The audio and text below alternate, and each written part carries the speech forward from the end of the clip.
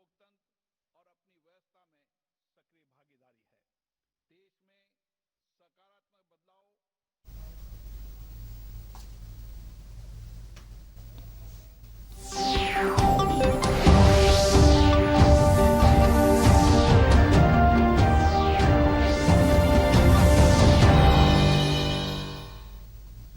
ನಮಸ್ಕಾರ.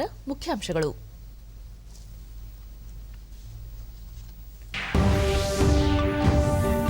ರಾಷ್ಟ್ರೀಯ ಯುವ ದಿನವಾಗಿ ಸ್ವಾಮಿ ವಿವೇಕಾನಂದರ ಜಯಂತಿ ಆಚರಣೆ.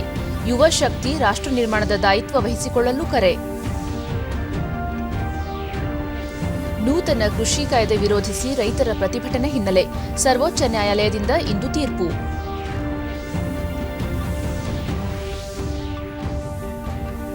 ಅಂಕೋಲಾ ಬಳಿ ರಸ್ತೆ ಅಪಘಾತ.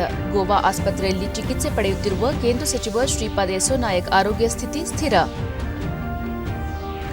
ಹಾಗೂ 56.5 ಲಕ್ಷ ಡೋಸ್ ಕೋವಿಶೀಲ್ಡ್ ಲಸಿಕೆ 9 ವಿಮಾನಗಳ ಮೂಲಕ ಕರ್ನಾಟಕ ಸೇರಿ ವಿವಿಧ ರಾಜ್ಯಗಳಿಗೆ ರವಾನೆ. ಸಚಿವ ಹರ್ದೀಪ್ ಸಿಂಗ್ ಪುರಿ.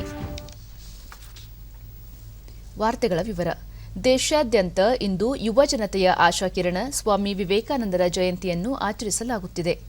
ಈ ವರ್ಷದ ಘೋಷವಾಕ್ಯ ರಾಷ್ಟ್ರ ನಿರ್ಮಾಣಕ್ಕಾಗಿ ಯುವ ಶಕ್ತಿಯನ್ನು ಆರೋಗ್ಯಕರ ಜೀವನ ಶೈಲಿಗಾಗಿ ಹುರಿದುಂಬಿಸೋಣ ಎಂಬುದಾಗಿದೆ. ಭಾರತದ ಶ್ರೇಷ್ಠ ಆಧ್ಯಾತ್ಮಿಕ ನಾಯಕರಲ್ಲಿ ಒಬ್ಬರಾದ ಸ್ವಾಮಿ ವಿವೇಕಾನಂದರು ವೇದಾಂತ ಮತ್ತು ಯೋಗದ ಮೂಲಕ ಭಾರತೀಯ ತತ್ವ ಸಿದ್ಧಾಂತಗಳನ್ನು ವಿಶ್ವಕ್ಕೆ ಪರಿಚಯಿಸಿದರು. 1893ರಲ್ಲಿ ಐತಿಹಾಸಿಕ ಧಾರ್ಮಿಕ ಸಂಸತ್ತಿನಲ್ಲಿ ತಮ್ಮ ಪ್ರಖರ ಭಾಷಣದ ಮೂಲಕ ಪಾಶ್ಚಿಮಾತ್ಯ ಜಗತ್ತಿನಲ್ಲೂ ಅವರು ಜನಪ್ರಿಯತೆ ಗಳಿಸಿದ್ದರು. ರಾಮಕೃಷ್ಣ ಪರಮಹಂಸರ ಅನುಯಾಯಿಯಾಗಿದ್ದ ವಿವೇಕಾನಂದರು ರಾಮಕೃಷ್ಣ ಮಠ ಮತ್ತು ರಾಮಕೃಷ್ಣ ಮಿಷನ್ನ ಸಂಸ್ಥಾಪಕರು. ಸ್ವಾಮಿ ವಿವೇಕಾನಂದರ ಜನ್ಮದಿನವನ್ನು ದೇಶಾದ್ಯಂತ ರಾಷ್ಟ್ರೀಯ ಯುವ ದಿನವನ್ನಾಗಿ ಆಚರಿಸಲಾಗುತ್ತಿದೆ. ದೇಶಾದ್ಯಂತ ಹಲವು ಕಾರ್ಯಕ್ರಮಗಳು ನಡೆಯುತ್ತಿವೆ. ರಾಷ್ಟ್ರಪತಿ, ಉಪರಾಷ್ಟ್ರಪತಿ, ಪ್ರಧಾನಿ ಸೇರಿದಂತೆ ಗಣ್ಯರು ಶುಭಾಶಯಗಳನ್ನು ಕೋರಿ ಸ್ವಾಮಿ ವಿವೇಕಾನಂದರ ಕೊಡುಗೆಯನ್ನು ಸ್ಮರಿಸಿದ್ದಾರೆ. ಉಪರಾಷ್ಟ್ರಪತಿ ಎಂ ವೆಂಕಯ್ಯ ನಾಯ್ಡು ತಮ್ಮ ಟ್ವೀಟ್ನಲ್ಲಿ ವಿವೇಕಾನಂದರು ಹಿಂದೂ ಧರ್ಮ, ಭಾರತ ಮತ್ತು ಅದರ ಸಂಸ್ಕೃತಿಯತ್ತ ವಿಶ್ವದ ಗಮನ ಸೆಳೆಯುವಲ್ಲಿ ಮಹತ್ವದ ಪಾತ್ರ ವಹಿಸಿದ್ದರು. ಅಪ್ಪಟ ರಾಷ್ಟ್ರೀಯವಾದಿಯಾಗಿದ್ದ ಅವರು ಅದ್ಭುತ ವಾಗ್ಮಿಯಾಗಿದ್ದರು. ಸಹೋದರತ್ವ ಮತ್ತು ಶಾಂತಿಯುತ ಸಹಬಾಳ್ವೆಯ ಅವರ ಸಂದೇಶಗಳು ನಮ್ಮೆಲ್ಲರಿಗೂ ದಾರಿದೀಪವಾಗಿದೆ ಎಂದು ಹೇಳಿದ್ದಾರೆ. ಪ್ರಧಾನಿ ನರೇಂದ್ರ ಮೋದಿ ತಮ್ಮ ಟ್ವೀಟ್ ಸಂದೇಶದಲ್ಲಿ ವಿವೇಕಾನಂದ ಜಯಂತಿಯಂದು ನಮೋ ಆಪ್ ಮೂಲಕ ನಿಮ್ಮ ಚಿಂತನೆಗಳು ಮತ್ತು ಸಂದೇಶಗಳನ್ನು ಹಂಚಿಕೊಳ್ಳಿ. ಎಲ್ಲರೂ ಸೇರಿ ವಿವೇಕಾನಂದರ ಕ್ರಿಯಾಶೀಲ ಚಿಂತನೆಗಳು ಮತ್ತು ಆದರ್ಶಗಳನ್ನು ವ್ಯಾಪಕವಾಗಿ ಪಸರಿಸೋಣ ಎಂದು ಹೇಳಿದ್ದಾರೆ. ಕೇಂದ್ರ ಸಚಿವ ಪ್ರಕಾಶ್ ಜಾವಡೇಕರ್ ಸ್ವಾಮಿ ವಿವೇಕಾನಂದರು ಯುವ ಚಲನಶೀಲತೆ ಮತ್ತು ಚೈತನ್ಯದ ಸಂಕೇತ. ಅವರ ಜೀವನ ಮತ್ತು ಆದರ್ಶಗಳು ಯುವಕರಿಗೆ ಬಹುದೊಡ್ಡ ಪ್ರೇರಣೆಯಾಗಿದೆ ಎಂದು ಹೇಳಿದ್ದಾರೆ.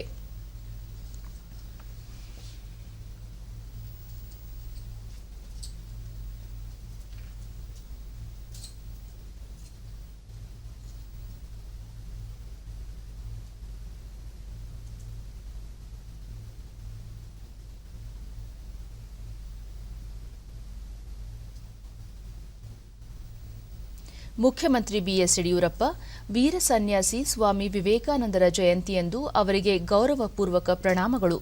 ನಾಡಿನ ಸಮಸ್ತ ಜನತೆಗೆ ರಾಷ್ಟ್ರೀಯ ಯುವ ದಿನದ ಹಾರ್ದಿಕ ಶುಭಾಶಯಗಳು. ವಿವೇಕಾನಂದರ ಚಿಂತನೆಗಳು ಭಾರತದ ಶ್ರೇಷ್ಠತೆಯನ್ನು ಎತ್ತಿ ಹಿಡಿದಿವೆ.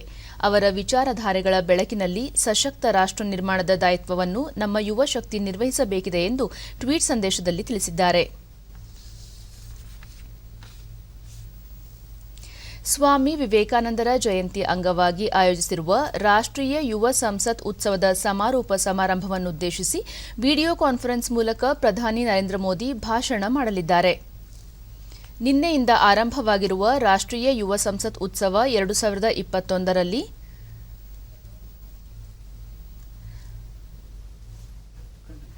ಲೋಕಸಭಾಧ್ಯಕ್ಷ ಓಂ ಬಿರ್ಲಾ, ಶಿಕ್ಷಣ ಸಚಿವ ರಮೇಶ್ ಪೋಖ್ರಿಯಾಲ್, ಯುವಜನ ಮತ್ತು ಕ್ರೀಡಾ ಸಚಿವ ಕಿರಣ್ ರಿಜಿಜು ಮತ್ತಿತರರು ಭಾಗವಹಿಸಿದ್ದಾರೆ.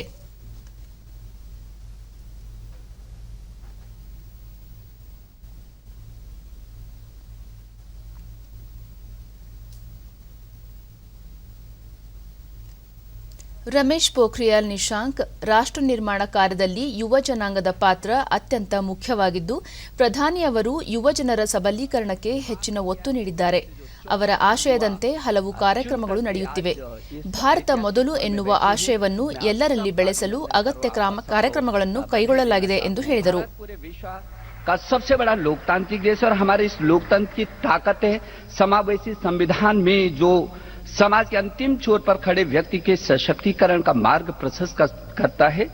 हमारा संविधान का सबसे महत्वपूर्ण हिस्सा है प्रस्तावना, और इस प्रस्तावना का पहला शब्द है वी, यानी हम, अर्थात हम भारत के लोग. यह वाक्य भारतीय समाज और नागरिकों के प्रत्येक अंग में समाहित है और हम सबको एक राष्ट्रीय भावना से बांध करके रखता है. संसदीय एवं संवैधानिक प्रक्रिया में सबसे महत्वपूर्ण अंग किसी भी देश के नागरिक होते हैं और उनमें भी सबसे महत्वपूर्ण वर्ग होता है उसका युवा. मेरी सरकार का एक ही धर्म ग्रंथ है भारत का संविधान. मेरी सरकार का एक ही पूजा है 1.25 करोड़ देशवासियों का कल्याण, और मेरी सरकार की एक ही कार्यशैली है सबका साथ, सबका विश्वास और सबका विकास. यह कथन ಕಿರಣ್ ರಿಜಿಜು ಮಾತನಾಡಿ, ಪ್ರಧಾನಿ ಅವರ ಆಶಯದಂತೆ ರಾಷ್ಟ್ರೀಯ ಯುವ ಸಂಸತ್ ಸಮಾವೇಶ ಆಯೋಜಿಸಲಾಗಿತ್ತು. ಇದರಲ್ಲಿ ಆನ್ಲೈನ್, ಆಫ್ಲೈನ್ ಎರಡೂ ಸೇರಿ 5 ಲಕ್ಷಕ್ಕೂ ಅಧಿಕ ಯುವ ಜನಾಂಗ ಪಾಲ್ಗೊಂಡಿದ್ದು, ಹಲವು ಸ್ಪರ್ಧೆಗಳಲ್ಲಿ ಉತ್ಸಾಹದಿಂದ ಭಾಗವಹಿಸಿದ್ದಾರೆ. ಈ ಯುವ ಸಂಸತ್ ಸ್ಪರ್ಧೆಯಲ್ಲಿ ವಿಜೇತರಾದ ಎಲ್ಲರಿಗೂ ಅಭಿನಂದನೆಗಳು. ದೇಶದ ಬಹುದೊಡ್ಡ ಸಂಖ್ಯೆಯ ಯುವಜನತೆ ಆತ್ಮನಿರ್ಭರ ಭಾರತ ನಿರ್ಮಾಣದಲ್ಲಿ ಪ್ರಮುಖ ಪಾತ್ರ ವಹಿಸಲಿದೆ ಎಂದು ಹೇಳಿದರು.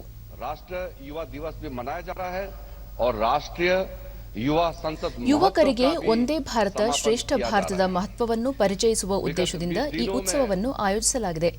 ರಾಜ್ಯಗಳು ಮತ್ತು ಕೇಂದ್ರಾಡಳಿತ ಪ್ರದೇಶಗಳ ಮಟ್ಟದಲ್ಲಿ ನಡೆದ ಸ್ಪರ್ಧೆಯಲ್ಲಿ ವಿಜೇತರಾದ 84 ಯುವಜನರು ಸಂಸತ್ ಭವನದ ಸೆಂಟ್ರಲ್ ಹಾಲ್ನಲ್ಲಿ ನಡೆಯುತ್ತಿರುವ ಐತಿಹಾಸಿಕ ಯುವ ಸಂಸತ್ನಲ್ಲಿ ಭಾಗಿಯಾಗಿದ್ದಾರೆ. ಪ್ರಥಮ 3 ಬಹುಮಾನ ಪಡೆದವರಿಗೆ ಪ್ರಧಾನಿಯವರ ಮುಂದೆ ಮಾತನಾಡುವ ಅವಕಾಶ ದೊರಕಿದೆ. वर्चुअल प्लेटफॉर्म पर चलेगी. इस महोत्सव का एक मुख्य अंग राष्ट्रीय युवा संसद है, जिसके 84 युवा विजेता आज संसद भवन में मौजूद है. इस सेंट्रल हॉल में भारत के संसदीय प्रणाली के हृदय स्थली संसद भवन के इस सेंट्रल हॉल में युवा का संसद का ये महोत्सव मनाना, ये हमारे देश के होनहार युवाओं के लिए एक ऐतिहासिक अवसर है. Thereby earning foreign exchange. Through this initiative, India can become the center of the global supply chain, and our vision of a $5 trillion economy shall undoubtedly translate into reality. To realize our dream of vocal for local and Atmanirbhar Bharat, I suggest the following: adequate emphasis on education, skill development and training, establishment of production centers and proper infrastructure, incentivization of innovation and R&D, and usage of innovative strategies and digital tools by local brands for marketing and advertising.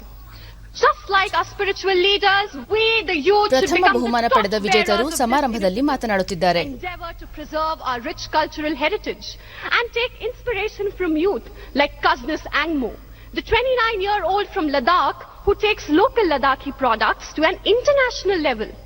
Disha Singh, who promotes Indian handicrafts through her startup, and many, many more. Even through the COVID crisis, the grit and determination of our local enterprises catapulted India towards becoming the second largest manufacturer of PPE kits and one of the prime exporters of masks and PPE kits. स्वदेशी सिर्फ एक शब्द नहीं, यह हमारी पहचान है. आज जो भी बड़े विदेशी ब्रांड्स हैं, वो भी तो कभी लोकल थे. लोकल पर वोकल होकर ही वो आज बड़े बने. तो क्यों ना आज हम सब भी यह फॉर्मूला अपनाएं, लोकल पर वोकल होकर भारतीय ब्रांड्स को बड़ा बनाएं. भारतीय संस्कृति. ನೂತನ ಕೃಷಿ ಸುಧಾರಣೆ ಕಾಯ್ದೆ ಮತ್ತು ರೈತರು ನಡೆಸುತ್ತಿರುವ ಪ್ರತಿಭಟನೆ ಕುರಿತಂತೆ ಸರ್ವೋನ್ನತ ನ್ಯಾಯಾಲಯ ಇಂದು ಸೂಕ್ತ ಆದೇಶ ಪ್ರಕಟಿಸುವ ಸಾಧ್ಯತೆಯಿದೆ. ಮುಖ್ಯ ನ್ಯಾಯಮೂರ್ತಿ ಎಸ್ಎ ಬೋಬ್ಡೆ ನೇತೃತ್ವದ ಪೀಠ ಡಿಎಂಕೆ ಪಕ್ಷದ ಸಂಸತ್ ಸದಸ್ಯ ತ್ರಿಚಿ ಶಿವ, ಆರ್ಜೆಡಿ ಪಕ್ಷದ ಸಂಸದ ಮನೋಜ್ ಕೆ ಝಾ ಸಲ್ಲಿಸಿರುವ ಅರ್ಜಿಯ ವಿಚಾರಣೆಯನ್ನು ನಡೆಸಿತು. ಕೃಷಿ ಕ್ಷೇತ್ರ ಅತ್ಯಂತ ಮಹತ್ವವಾಗಿದ್ದು ಈ ವಿಚಾರಕ್ಕೆ ಸಂಬಂಧಿಸಿದಂತೆ ಕೂಡಲೇ ತಜ್ಞರ ಸಮಿತಿಯನ್ನು ರಚಿಸಬೇಕು ಮತ್ತು ಸೌಹಾರ್ದಯುತವಾಗಿ ಸಮಸ್ಯೆ ಪರಿಹರಿಸಬೇಕು ಎಂದು ಹೇಳಿರುವ ಪೀಠ ತಜ್ಞರ ಸಮಿತಿ ವರದಿಯನ್ನು ಒಪ್ಪಿಕೊಳ್ಳುವುದಾಗಿಯೂ ತಿಳಿಸಿದೆ. ಉತ್ತರ ಕನ್ನಡ ಜಿಲ್ಲೆಯ ಅಂಕೋಲಾ ತಾಲೂಕಿನ ಹೊಸಕಂಬಿ ಗ್ರಾಮದ ಬಳಿ ಕಳೆದ ರಾತ್ರಿ ನಡೆದ ರಸ್ತೆ ಅಪಘಾತದಲ್ಲಿ ಕೇಂದ್ರ ಆಯುಷ್ ಸಚಿವ ಶ್ರೀಪಾದ್ ಯೆಸ್ಸೋ ನಾಯಕ್ ಗಾಯಗೊಂಡಿದ್ದಾರೆ. ಅವರ ಪತ್ನಿ ವಿಜಯನಾಯಕ್ ಹಾಗೂ ಸಚಿವರ ಸಹಾಯಕ ದೀಪಕ್ ಸ್ಥಳದಲ್ಲೇ ಮೃತಪಟ್ಟಿದ್ದಾರೆ. ಸಚಿವರು ಯಲ್ಲಾಪುರ ತಾಲೂಕಿನ ಗಂಟೆ ಗಣಪತಿ ದೇವಸ್ಥಾನಕ್ಕೆ ಭೇಟಿ ನೀಡಿ ದೇವರ ದರ್ಶನದ ಬಳಿಕ ಗೋಕರ್ಣಕ್ಕೆ ತೆರಳುತ್ತಿದ್ದ ವೇಳೆ ಈ ದುರ್ಘಟನೆ ಸಂಭವಿಸಿದೆ. ಕಾರು ಚಾಲಕನ ನಿಯಂತ್ರಣ ಕಳೆದುಕೊಂಡು ಪಲ್ಟಿ ಹೊಡೆದ ಕಾರಣ ಈ ಅಪಘಾತ ಸಂಭವಿಸಿದ್ದು, ಗಾಯಗೊಂಡಿದ್ದ ಸಚಿವ ಯೆಸ್ಸೋ ನಾಯಕ್ ಅವರಿಗೆ ಅಂಕೋಲಾದಲ್ಲಿ ಪ್ರಾಥಮಿಕ ಚಿಕಿತ್ಸೆ ನಂತರ ಆಂಬ್ಯುಲೆನ್ಸ್ ಮೂಲಕ ಗೋವಾ ವೈದ್ಯಕೀಯ ಕಾಲೇಜಿಗೆ ಹೆಚ್ಚಿನ ಚಿಕಿತ್ಸೆಗಾಗಿ ದಾಖಲಿಸಲಾಗಿದೆ.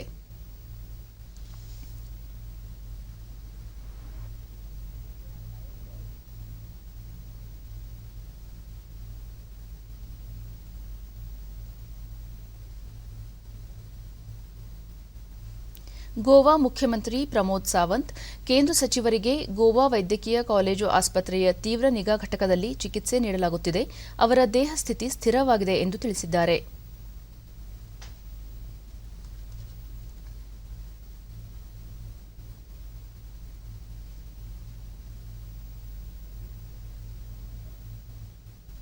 स्टेबल करने के बाद उनको प्राइमरी फर्स्ट एड देने के बाद वहाँ से उन्हीं के गाड़ी में शिफ्ट किया था. हमने गोवा बॉर्डर से हमारी एम्बुलेंस से कार्डियक एम्बुलेंस से उन्हें गोवा मेडिकल कॉलेज में शिफ्ट किया है. एट प्रेजेंट तो उनकी प्रकृति ठीक है, स्टेबल है. ಈ ಮಧ್ಯೆ ಉಪರಾಷ್ಟ್ರಪತಿ ಎಂ ವೆಂಕಯ್ಯ ನಾಯ್ಡು ಘಟನೆಯ ಬಗ್ಗೆ ತೀವ್ರ ಶೋಕ ವ್ಯಕ್ತಪಡಿಸಿ ಯೆಸ್ಸೋ ನಾಯಕ್ ಅವರು ಶೀಘ್ರ ಗುಣಮುಖರಾಗಲಿ ಎಂದು ಹಾರೈಸಿದ್ದಾರೆ.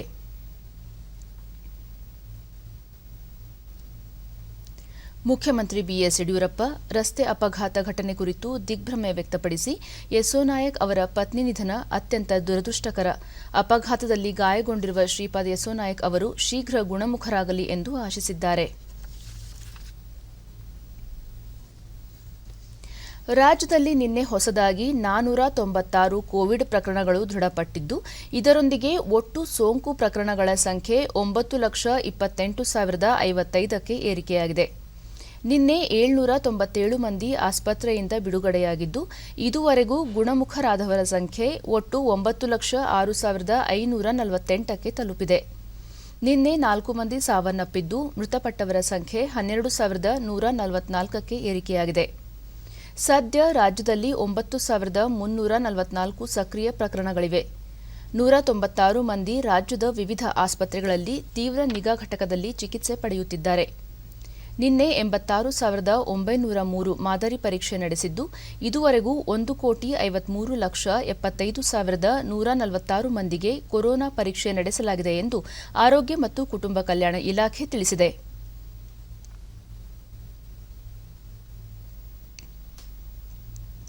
ಬೆಂಗಳೂರಿನಲ್ಲಿ ನಿನ್ನೆ 282 ಮಂದಿಗೆ ಸೋಂಕು ತಗುಲಿದ್ದು, ಒಟ್ಟು ಸೋಂಕು ಪ್ರಕರಣಗಳ ಸಂಖ್ಯೆ 3,92,863ಕ್ಕೆ ಏರಿಕೆಯಾಗಿದೆ.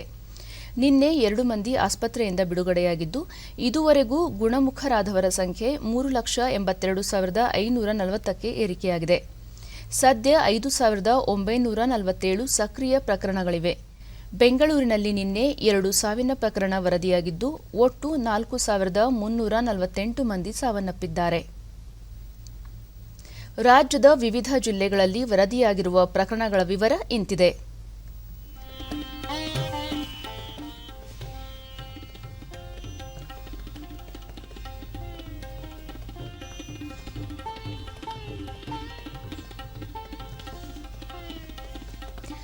ದೇಶದಲ್ಲಿ ಕೋವಿಡ್-19 ಸೋಂಕು ಪ್ರಕರಣಗಳ ಸಂಖ್ಯೆಯಲ್ಲಿ ಗಣನೀಯ ಇಳಿಕೆ ಕಂಡುಬಂದಿದೆ.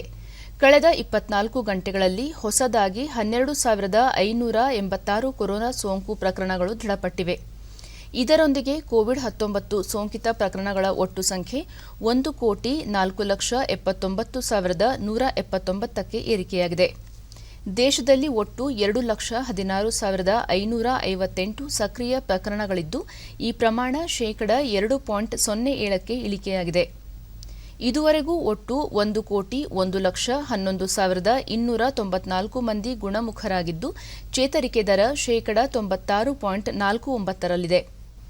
ದೇಶದಲ್ಲಿ ಈವರೆಗೆ 1,51,329 ಮಂದಿ ಸಾವನ್ನಪ್ಪಿದ್ದು, ಮರಣ ಪ್ರಮಾಣ ಶೇಕಡಾ 1.44ರಷ್ಟಿದೆ.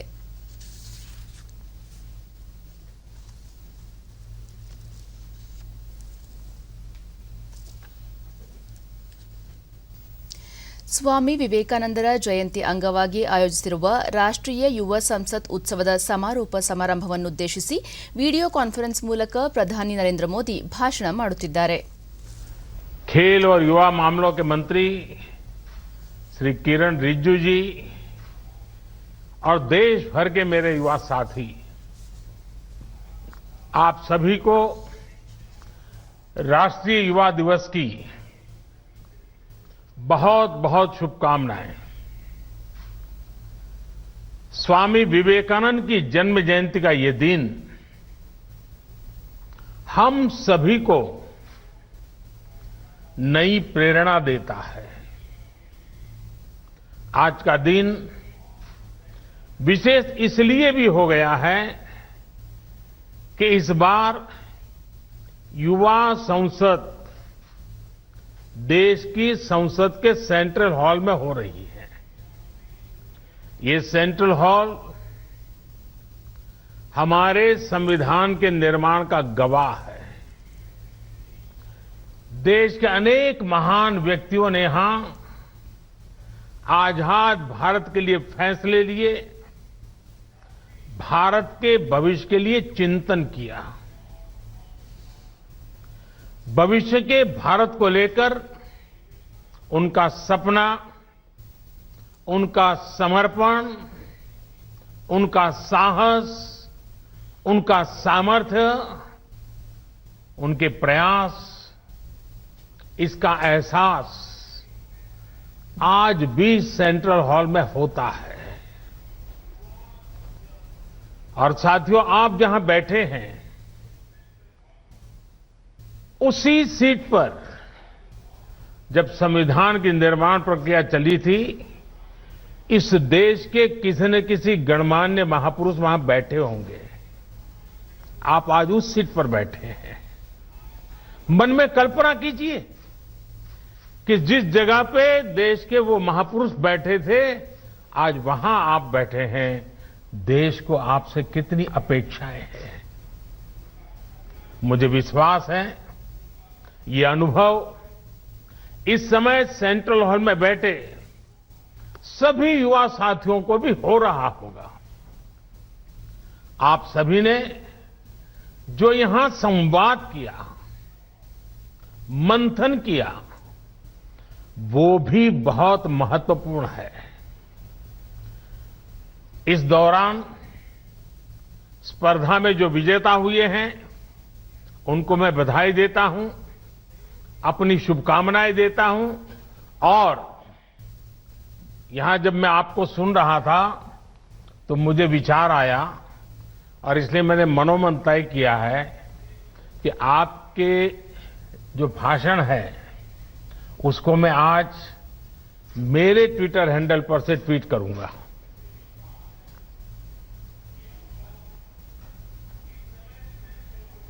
और आप तीन का ही करूंगा ऐसा नहीं.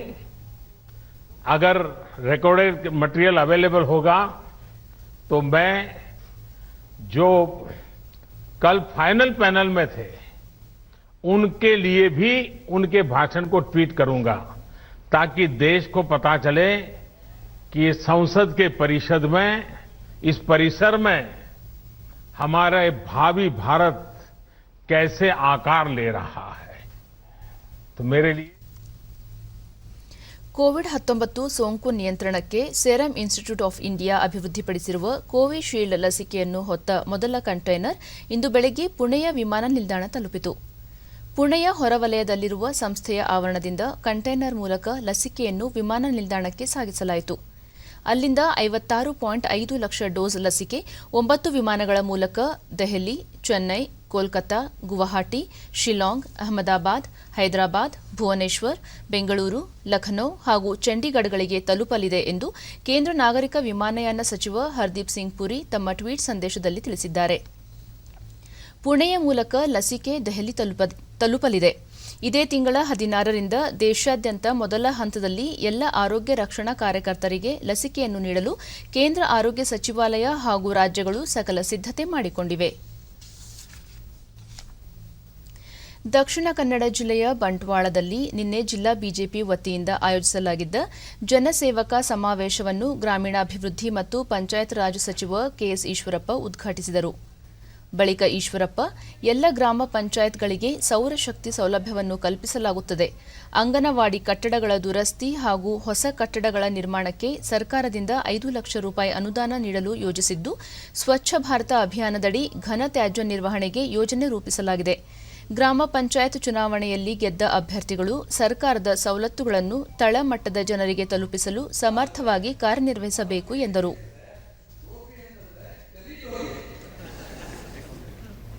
ರಾಷ್ಟ್ರಭಕ್ತಿಯ ಟೋಪಿ ಹಾಕುವುದು, ಕೂತು ವಿಶ್ವಾಸದ ಪ್ರೀತಿಯಿಂದ ಮಾತಾಡಿ ಹಣದಲ್ಲಿ ಎಕ್ಸ್ಪರ್ಟ್ಸ್ ಯಾರಂದ್ರೆ ದಕ್ಷಿಣ ಕನ್ನಡದ ಶಾಸಕರು ಎಲ್ಲರೂ ಒಬ್ಬರಿಗಿಂತ ಒಬ್ಬರು ಹೆಮ್ಮೆ ನಮಗೆ.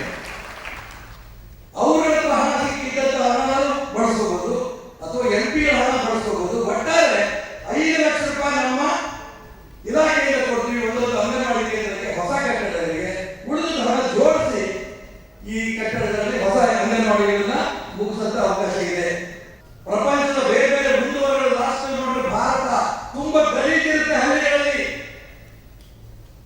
ನಗರ ಪ್ರದೇಶದಲ್ಲಿ ಗಲೀಜಿರುತ್ತೆ. ಇದನ್ನು ಹೋಗಲಾಡಿಸಬೇಕು ಅನ್ನೋದಕ್ಕೋಸ್ಕರ ಕರ್ನಾಟಕ ರಾಜ್ಯದ ಪ್ರತಿ ಗ್ರಾಮ ಪಂಚಾಯತ್ಗೆ 20 ಲಕ್ಷ ರೂಪಾಯಿ ಘೋಷಣೆ ಮಾಡುದು. ಡಿಸಿಗಳ ಹತ್ರ ಮಾತಾಡಿಕೊಂಡು ಭೂಮಿ ತಗೊಳ್ಳಿ, ಅದಾದ ನಂತರ ಅಲ್ಲಿ ಮಿಷಿನ್ಗಳು ಬೇಕಾ, ವೆಹಿಕಲ್ ಬೇಕಾ ಖರೀದಿ ಮಾಡಿ ಆ ಗ್ರಾಮದಲ್ಲಿ ಸಿಗಂತ ಕಸವನ್ನು ಜೋಡಿಸಿ ಅದನ್ನ ಕ್ಲೀನ್ ಮಾಡೋದಕ್ಕೆ ಮಾಡಬೇಕು. ಘನತ್ಯಾಜ್ಯ ವಸ್ತುಗಳನ್ನ ರೆಡಿ ಮಾಡಬೇಕು.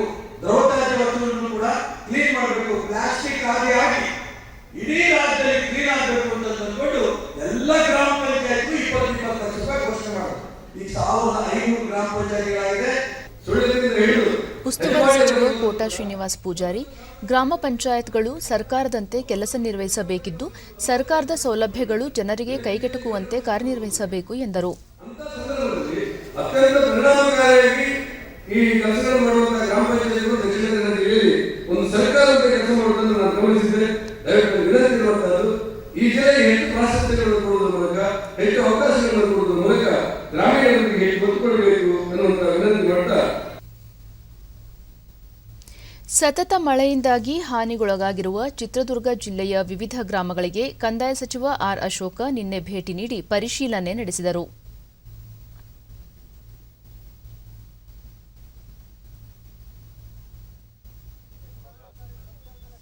ಬಳಿಕ ಅವರು ನಿರಂತರ ಮಳೆಯಿಂದಾಗಿ ರಾಜ್ಯಾದ್ಯಂತ ಸಾವಿರಾರು ಹೆಕ್ಟೇರ್ ಬೆಳೆ ನಾಶವಾಗಿದೆ. ಚಿತ್ರದುರ್ಗ ಜಿಲ್ಲೆಯ ಹಿರಿಯೂರಿನಲ್ಲಿ ಬೆಳೆಯಲಾಗಿದ್ದ ಈರುಳ್ಳಿ, ಕಡಲೆ ಬೆಳೆ ಸಂಪೂರ್ಣ ಹಾನಿಯಾಗಿದೆ. ಇದರ ಪರಿಶೀಲನೆ ನಡೆಸುತ್ತಿದ್ದು, ಸಂಕಷ್ಟಕ್ಕೀಡಾದ ರೈತರಿಗೆ ಸೂಕ್ತ ಪರಿಹಾರ ಒದಗಿಸಲು ಕ್ರಮ ಕೈಗೊಳ್ಳಲಾಗುವುದು ಎಂದರು. ಸುಮಾರು 350 ಹೆಕ್ಟೇರ್ಗೂ ಹೆಚ್ಚು ಜಮೀನು ಹೆಚ್ಚು ಮಳೆ ಬಂದು ಕಡಲೆ ಬೇರುಗಳೇನಿದೆ ಅದು ಕೊಳ್ತೋಗಿದೆ. ಅದರಿಂದ ಎಲೆ ಎಲ್ಲ ಒಣಗಿ ಫಸಲು ಹಾಳಾಗ್ತಾ ಇದೆ. ಎರಡನೇದು ಈರುಳ್ಳಿನೂ ಕೂಡ ಈ ರಾಜ್ಯದಿಂದ ಬೇರೆ ಬೇರೆ ರಾಜ್ಯಗಳಿಗೆ, ಬೇರೆ ಬೇರೆ ದೇಶಗಳಿಗೆ ಎಕ್ಸ್ಪೋರ್ಟ್ ಆಗ್ತಾ ಇತ್ತು. ಅದು ಕೂಡ ಮಳೆ ಬಂದು ಅಕಾಲಿಕವಾದಂಥ ಮಳೆಯಿಂದ ಇವತ್ತು ಹಾನಿ ಆಗಿದೆ. ಇದಲ್ಲದೆ ಹಾವೇರಿ ಜಿಲ್ಲೆಯಲ್ಲೂ ಸಮಸ್ಯೆ ಆಗಿದೆ, ಅದೇ ಧಾರವಾಡದಲ್ಲೂ ಸಮಸ್ಯೆ ಆಗಿದೆ, ಕೋಲಾರದಲ್ಲೂ ಕೂಡ ದ್ರಾಕ್ಷಿ ಈ ಥರದ ಬೆಳೆಗಳು ಕೂಡ ಹಾನಿಯಾಗಿರೋವಂಥದ್ದು ನನ್ನ ಗಮನಕ್ಕೆ ಬಂದಿದೆ. ಅದಕ್ಕೋಸ್ಕರ ಇವತ್ತು ಭೇಟಿ ಮಾಡಿ ರೈತರಿಗೆ ಸಿಗಬೇಕಾದಂಥ ಪರಿಹಾರವನ್ನು ಕೊಡಿಸೋವಂಥ ದೃಷ್ಟಿಯಿಂದ ಸರ್ಕಾರ ಕ್ರಮ ತೆಗೆದುಕೊಳ್ಬೇಕು ಅನ್ನೋ ದೃಷ್ಟಿಯಿಂದ ಭೇಟಿಗೆ ಬಂದಿದ್ದೀನಿ. ಪರಿಶೀಲನೆ ಮಾಡಿ ಯಾರಿಗೆ ಅನ್ಯಾಯ ಆಗಿದೆ, ಯಾರಿಗೆ ಬೆಳೆ ಹಾನಿಯಾಗಿದೆ ಅವರಿಗೆ ಪರಿಹಾರ ಕೊಡಿಸೋವಂಥ ದೃಷ್ಟಿನಲ್ಲಿ ಸರ್ಕಾರ ಕೂಡಲೇ ಕ್ರಮವನ್ನು ತೆಗೆದುಕೊಳ್ಬೇಕು ಅನ್ನೋ ದೃಷ್ಟಿಯಿಂದ ನಾನು ಇಲ್ಲಿ ಬಂದು ಭೇಟಿ ಮಾಡ್ತಾ ಇದ್ದೀನಿ. ಈ ಸತತವಾಗಿ 3 ತಿಂಗಳಿಂದ ರೈತ ಪಾಲಯ್ಯ, ಸತತ 3 ತಿಂಗಳಿನಿಂದ ಸುರಿದ ಮಳೆಯಿಂದಾಗಿ ಈರುಳ್ಳಿ ಬೆಳೆ ನಾಶವಾಗಿತ್ತು. ಇದೀಗ ಕಡಲೆ ಬೆಳೆ ಹಾನಿಯಾಗಿದೆ. ಹೀಗಾಗಿ ಸರ್ಕಾರ ಸೂಕ್ತ ಪರಿಹಾರ ನೀಡಬೇಕು ಎಂದು ಆಗ್ರಹಿಸಿದರು. ಏನು ಬೆಳೆನೇ ಆಗಲ್ಲ ಈ ವರ್ಷನ ಸಮೇತ. ಅದಕ್ಕೆ ಸರ್ಕಾರ ಏನನ್ನ ಸೂಕ್ತ ಇದಕ್ಕೆ ರೈತರಿಗೆ ಒಂದು ಪರಿಹಾರ ಕಲ್ಸ್ಕೊಡ್ಬೇಕಂತ ಹೇಳ್ಬಿಟ್ಟು ಕೇಳ್ಕೊತಾ ಇದ್ದೀನಿ. 3 ತಿಂಗಳ ಮತ್ತೊಬ್ಬ ರೈತ ಮಂಜುನಾಥ ರೆಡ್ಡಿ, ಈ ಭಾಗದ ಪ್ರಮುಖ ಬೆಳೆಗಳಾದ ಈರುಳ್ಳಿ ಮತ್ತು ಕಡಲೆ ಅತಿಯಾದ ಮಳೆಗೆ ಕೊಚ್ಚಿ ಹೋಗಿದೆ. ಇದರಿಂದ ರೈತರು ಸಂಕಷ್ಟಕ್ಕೊಳಗಾಗಿದ್ದು ಸರ್ಕಾರ ಪರಿಹಾರ ಒದಗಿಸಬೇಕು ಎಂದು ಒತ್ತಾಯಿಸಿದರು. ಕೊಡಿಸ್ತದಾದ್ರೆ ನೀವು ಕೊಡಿಸ್ರಿ ರೈತರಿಗೆ, ಏನಂತ ಸ್ವಲ್ಪ ಬೆಳೆ ಪರಿಹಾರನ ಏನಾದರೂ ಒಂದು ಚೂರು ಬೆಳೆ ಮುಂದೆ ದಾರಿ ನೋಡ್ಸೋಕ್ಕಾದ್ರೆ ಒಂದು ದಾರಿ ಮಾಡ್ರಿ.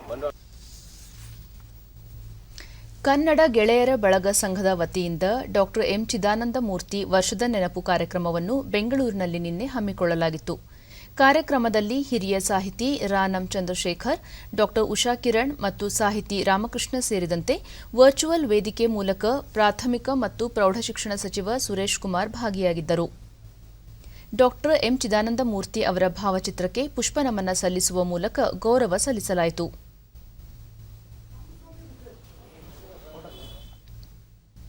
ಹಿರಿಯ ಸಾಹಿತಿ ರಾನಂ ಚಂದ್ರಶೇಖರ್, ಕನ್ನಡ ಸಾಹಿತ್ಯಕ್ಕೆ ಡಾ ಚಿದಾನಂದ ಮೂರ್ತಿ ಅವರ ಕೊಡುಗೆ ಅಪಾರವಾದದ್ದು.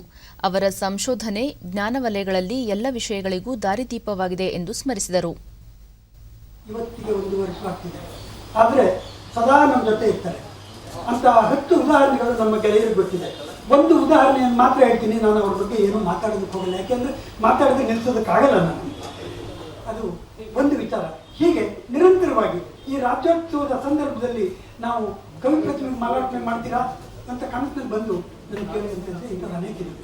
ನಾನು ವರ್ಚುವಲ್ ಮೂಲಕ ಸಚಿವ ಸುರೇಶ್ ಕುಮಾರ್, ಚಿದಾನಂದ ಮೂರ್ತಿಯವರು ನಾಡಿನ ಸಾಕ್ಷಿ ಪ್ರಜ್ಞೆಯಾಗಿದ್ದರು.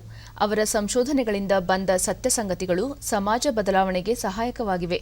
ಕನ್ನಡ ಸಾಹಿತ್ಯ ಸಂಪತ್ತು ವೃದ್ಧಿಗೆ ಚಿದಾನಂದ ಮೂರ್ತಿ ಅವರ ಕೊಡುಗೆ ಅಪಾರವಾದದ್ದು ಎಂದು ಬಣ್ಣಿಸಿದರು.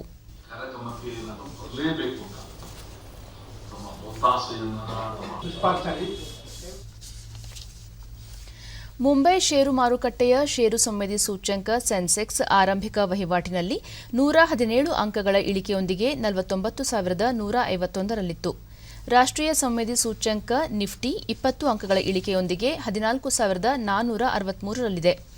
ಅಂತಾರಾಷ್ಟ್ರೀಯ ಮಾರುಕಟ್ಟೆಯಲ್ಲಿ ಡಾಲರ್ ಎದುರು ರೂಪಾಯಿ ಮೌಲ್ಯ 3 ಪೈಸೆ ಕುಸಿತ ಕಂಡು 73.43ರಲ್ಲಿತ್ತು. ಈಗ ಇಂದಿನ ಪತ್ರಿಕೆಗಳ ಇಣುಕು ನೋಟ. ನಾಳೆ ಸಂಜೆಯೇ ಸಂಪುಟ ಸರ್ಕಸ್, ವೇಳೆ ನಿಗದಿಗಾಗಿ ಇಂದು ಸಿಎಂ ಗವರ್ನರ್ ಭೇಟಿ.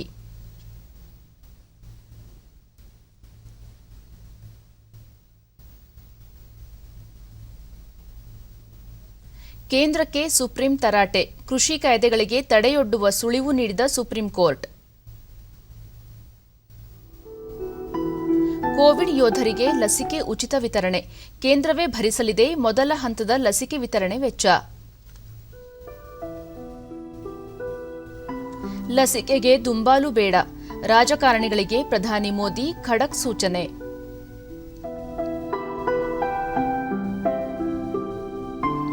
ಕೇಂದ್ರ ಸಚಿವ ಶ್ರೀಪಾದ್ ಪತ್ನಿ ಅಪಘಾತಕ್ಕೆ ಬಲಿ, ಉತ್ತರ ಕನ್ನಡ ಜಿಲ್ಲೆ ಅಂಕೋಲಾ ಬಳಿ ಕಾರು ಪಲ್ಟಿ, ಪತ್ನಿ ಸೇರಿ 2 ಸಾವು, ಶ್ರೀಪಾದ್ ನಾಯಕ ಸ್ಥಿತಿ ಗಂಭೀರ.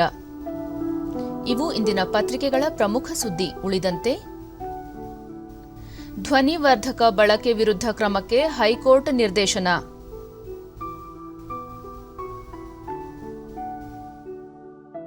ಮಹಿಳಾ ಪೈಲಟ್ಗಳ ಸಾರಥ್ಯದಲ್ಲಿ ಬಂತು ಸ್ಯಾನ್ ಫ್ರಾನ್ಸಿಸ್ಕೋ ವಿಮಾನ, ಸತತ 16 ತಾಸು ಪ್ರಯಾಣದ ಬಳಿಕ ಬೆಂಗಳೂರಲ್ಲಿ ಇಳಿದ ಏರ್ ಇಂಡಿಯಾ. ಲಾಲ್ಬಾಗ್ 14ರವರೆಗೆ ಸಂಕ್ರಾಂತಿ ಮೇಳ, ರೈತರಿಂದ ನೇರವಾಗಿ ಗ್ರಾಹಕರಿಗೆ ಕೃಷಿ ಉತ್ಪನ್ನಗಳು, ಬೆಳಗ್ಗೆ 7ರಿಂದ ಸಂಜೆ 6 ಗಂಟೆಯವರೆಗೆ ಮೇಳ. ಕನಕಪುರ ಮಾರ್ಗದಲ್ಲಿ ಹೊಸ ಹುರುಪು, ಯಲಚೇನಹಳ್ಳಿ ವಿಸ್ತರಿತ ಮಾರ್ಗದಲ್ಲಿ ಜನವರಿ 15ರಿಂದ ಮೆಟ್ರೋ ಸಂಚಾರ ಆರಂಭ, ಹೆಚ್ಚುತ್ತಿದೆ ಆಸ್ತಿ ಮೌಲ್ಯ.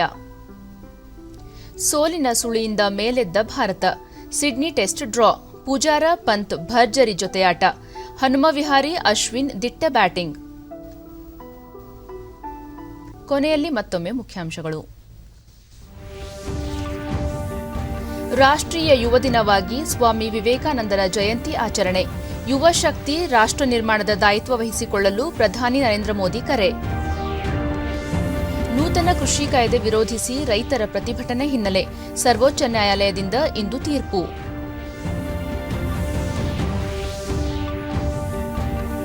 ಅಂಕೋಲಾ ಬಳಿ ರಸ್ತೆ ಅಪಘಾತ. ಗೋವಾ ಆಸ್ಪತ್ರೆಯಲ್ಲಿ ಚಿಕಿತ್ಸೆ ಪಡೆಯುತ್ತಿರುವ ಕೇಂದ್ರ ಸಚಿವ ಶ್ರೀಪಾದ್ ಯೆಸ್ಸೋ ನಾಯಕ್ ಆರೋಗ್ಯ ಸ್ಥಿತಿ ಸ್ಥಿರ. ಹಾಗೂ 56.5 ಲಕ್ಷ ಡೋಸ್ ಕೋವಿಶೀಲ್ಡ್ ಲಸಿಕೆ 9 ವಿಮಾನಗಳ ಮೂಲಕ ಕರ್ನಾಟಕ ಸೇರಿ ವಿವಿಧ ರಾಜ್ಯಗಳಿಗೆ ರವಾನೆ. ಸಚಿವ ಹರ್ದೀಪ್ ಸಿಂಗ್ ಪುರಿ. ನಮ್ಮ ವಾರ್ತಾ ಪ್ರಸಾರವನ್ನು ನೀವು ಡಿಡಿ ಚಂದನ ನ್ಯೂಸ್ ಯೂಟ್ಯೂಬ್ ಚಾನೆಲ್ನಲ್ಲೂ ವೀಕ್ಷಿಸಬಹುದು. ನಮ್ಮ ಮುಂದಿನ ವಾರ್ತಾ ಪ್ರಸಾರ ಮಧ್ಯಾಹ್ನ 1 ಗಂಟೆಗೆ ಡಿಡಿ ಚಂದನದಲ್ಲಿ. ನಮಸ್ಕಾರ.